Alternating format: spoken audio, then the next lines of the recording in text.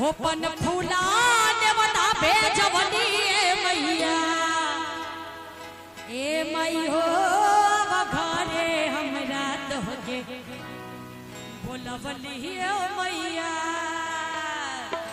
क्या मैं बोलूंगी माई हो, आप लोग को बोलना है जय हो।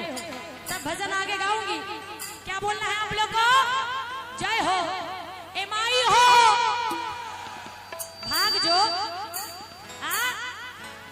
ए माई हो जो जय हो बोले वो दोनों हाथ उठा के दिखाइए।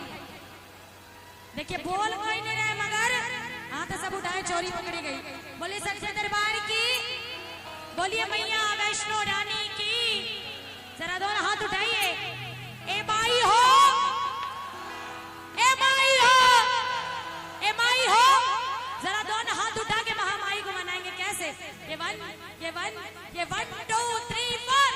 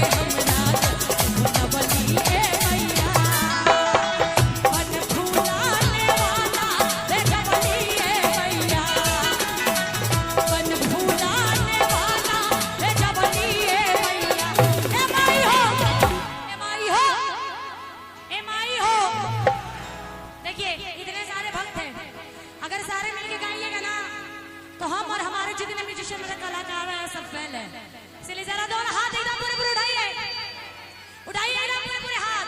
ए माई हो, ए माई हो, ए माई हो,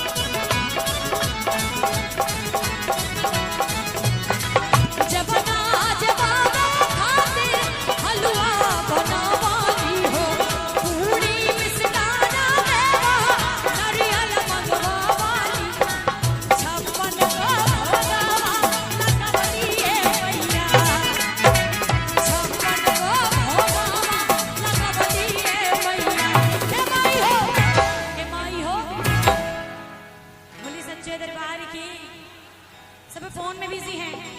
बोलिए माई हो। देखिए ये दरबार सजेगा क्या? कल सजेगा नहीं, इसके लिए कम से कम 1 साल इंतजार करना पड़ेगा। तो बोलिए माई हो, ए माई हो। जरा दोनों हाथ उठा के पूरे पूरे और कहना है कैसे कि 56 गो भोगा